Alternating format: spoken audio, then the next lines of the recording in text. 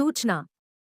कृपया कोई एक वीडियो देखकर कार्यक्रम के प्रति अपनी धारणा न बनाएं। चरणबद्ध तरीके से प्राप्त किया गया ज्ञान हमें हमारे लक्ष्य तक पहुंचाता है। धन्यवाद। नमस्कार प्रिय श्रोताओं, स्वागत है आपका हमारे पॉडकास्ट आत्ममार्ग के एक नए एपिसोड में। आज हम एक बहुत गहन और व्यावहारिक विषय पर बात करने जा रहे हैं। साधक और संसारी व्यक्ति में अंतर, उनकी पहचान, उनके संघर्ष और उनकी विचारधाराओं का विरोधाभास। आज इस चर्चा के लिए हमारे साथ हैं हमारे प्रिय अतिथि, जिन्हें हम प्यार से गुरुजी कहते हैं। गुरुजी, आपका हमारे शो में बहुत बहुत स्वागत है। गुरुजी, नमस्कार। नमस्कार ईशान और सभी श्रोताओं को मेरा हार्दिक प्रणाम। आपके साथ फिर से जुड़कर और इस गंभीर विषय पर बात करके मुझे बहुत प्रसन्नता हो रही है। पहचान का संकट, कौन है साधक और कौन संसारी? गुरुजी, शुरुआत वहीं से करते हैं जहां लेख का मुख्य संदेश है कि साधकों को संसारी लोगों से दूरी बनाकर रखनी चाहिए।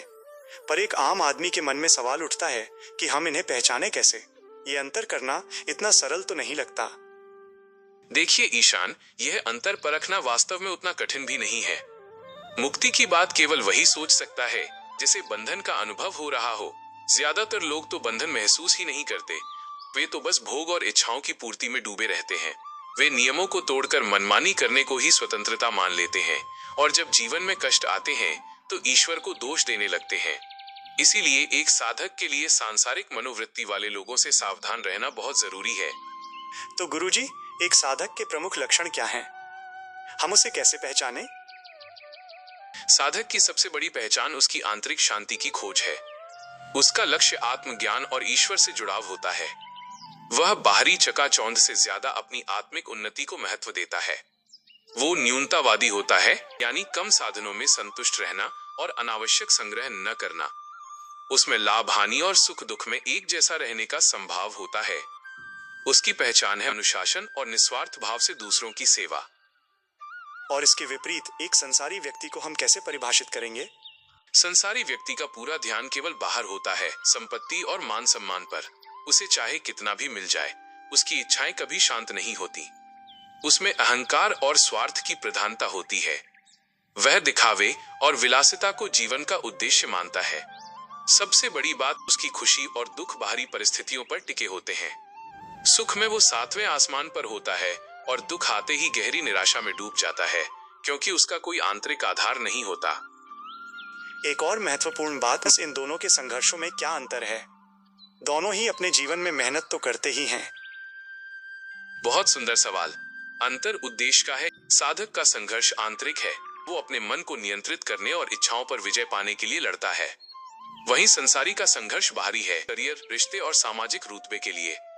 साधक एकांत में आत्मनिरीक्षण करता है, जबकि संसारी सामाजिक दबावों में घिरा रहता है। यहाँ तक कि मूल्यांकन का तरीका भी अलग है। इन साधक सत्य को जानने के लिए तड़पता है और संसारी व्यक्ति कहता है, अगर तुम्हारे पास आत्मविद्या है तो कोई चमत्कार दिखाओ। यही कारण है कि इनकी विचारधारा कभी मेल नहीं खाती। बिल्कुल।